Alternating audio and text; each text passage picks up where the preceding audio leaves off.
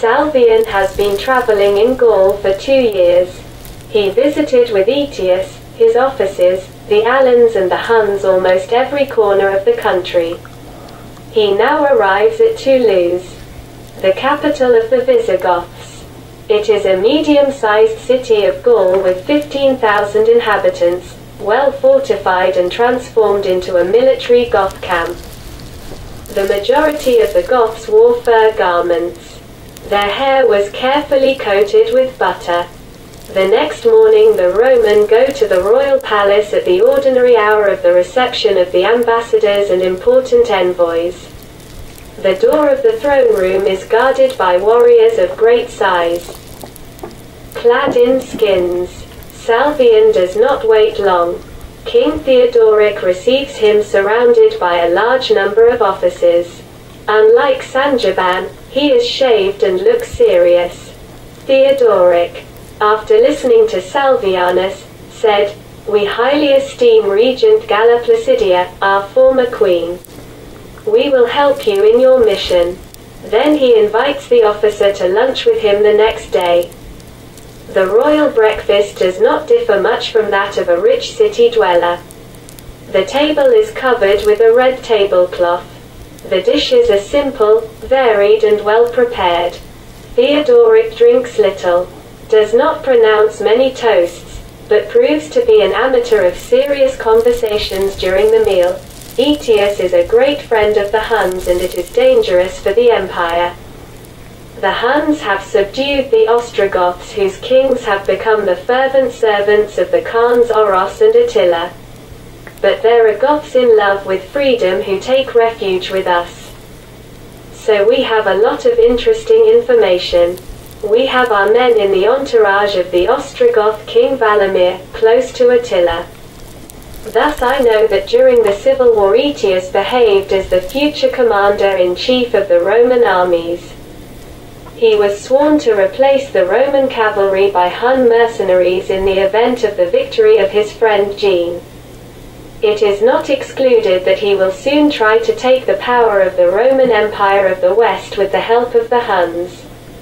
Salvian tells him of his impressions of his journey to Hunia.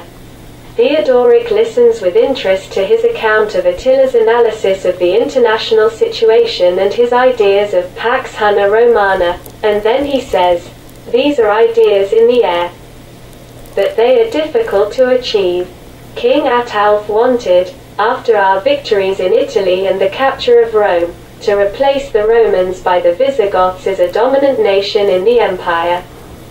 But at the time, the Goths were not well organized nor accustomed to respect the laws.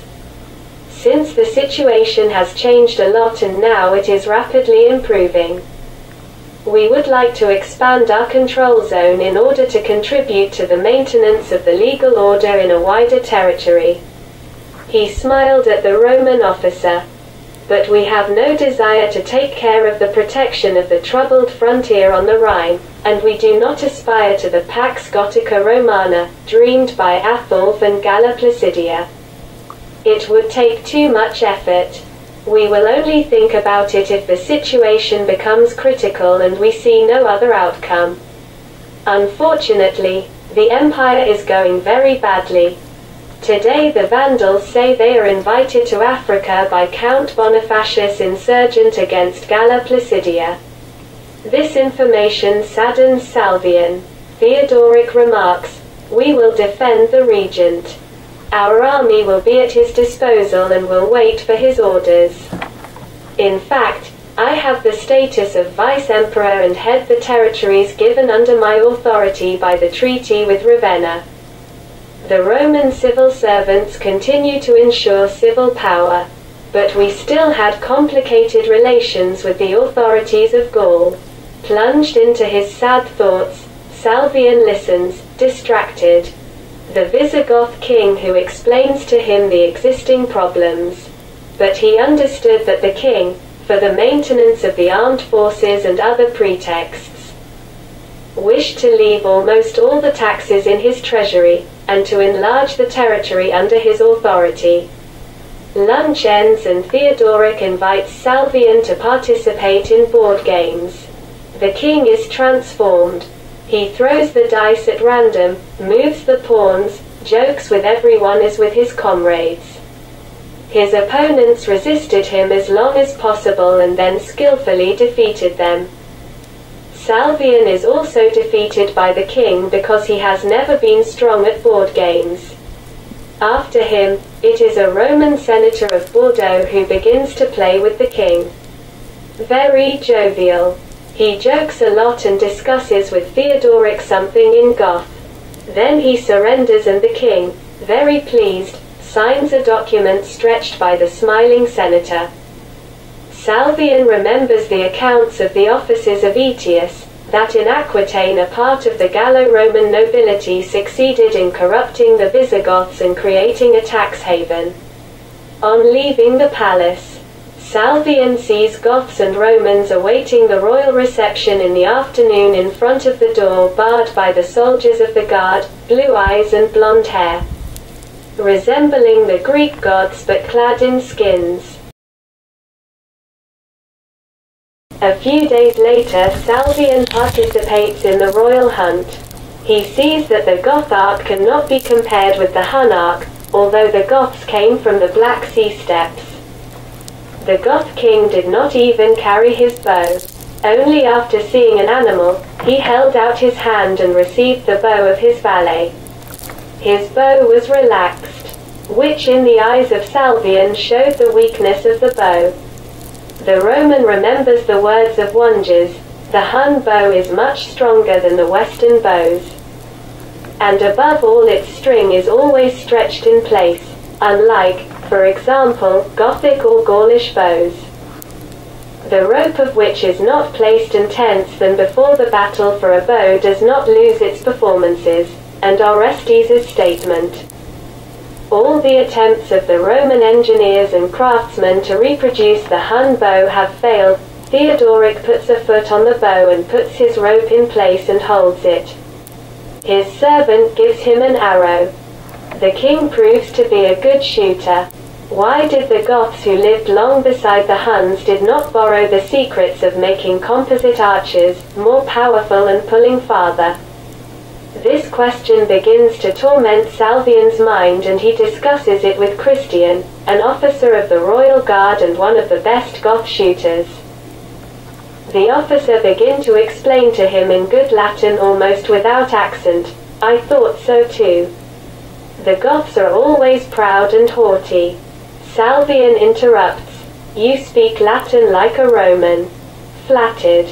Christian smiles. "My mother, Lucia, was a Roman, a servant of Galla Placidia, who was taken prisoner with her after the fall of Rome. My father was an officer of King Alaric's guard." Then he continues his explanations. The Goths find that their bow has several interesting qualities. First, it is simple to manufacture. Christian bends a finger. Salvian remembers once more the story of Wanges on the complexity of the fabrication of the Hun bow. The Hun bow is formed of several elements associated with a wooden core laminated with tendons on the back and horn on its inner face. Its manufacture can last for several years, and the craftsmen sometimes make only 2 soles of bow with a big trunk. Then comes the horn sole assembly.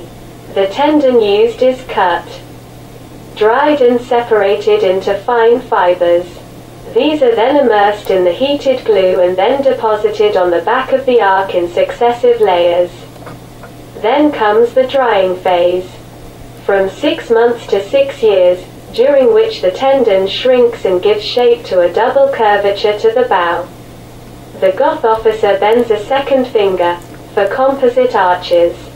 Moisture and fungi are dangerous, while simple arches serve without problems in humid and rainy climates. Salvian objects, but the Huns stick on their arches a layer of protection. Made of bark of birch or leather, or sometimes cover them with varnish. As he listened, Christian bends his third finger. This makes the fabrication of their arches so complicated that only very experienced craftsmen can produce them in well-equipped workshops. For example, if the rope of the Goth bow breaks, then any man can replace it. Of course, you put up and tighten the rope before firing and then you can easily replace it.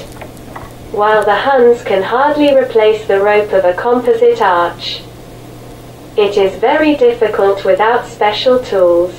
The Huns prefer to send their bows with the ropes damaged in the repair shops. Some Huns now have in reserve a Goth bow easier to use. Besides, the Goth arch contains 2 layers without being composite and therefore without any glue. In the Roman army the archers were always the allied warriors and Salvian never held a bow in his hands. This is why he is very surprised. How is it possible? The Goth shows his bow.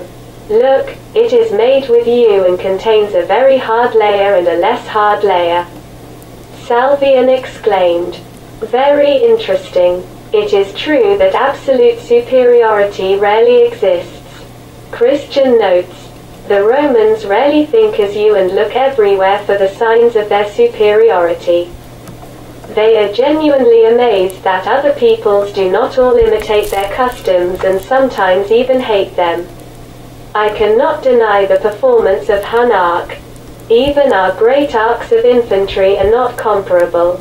But the Goths recognize the superiority of the Hun cavalry. And now most of our warriors are heavily armed cavalrymen with helmets and long coats of mail.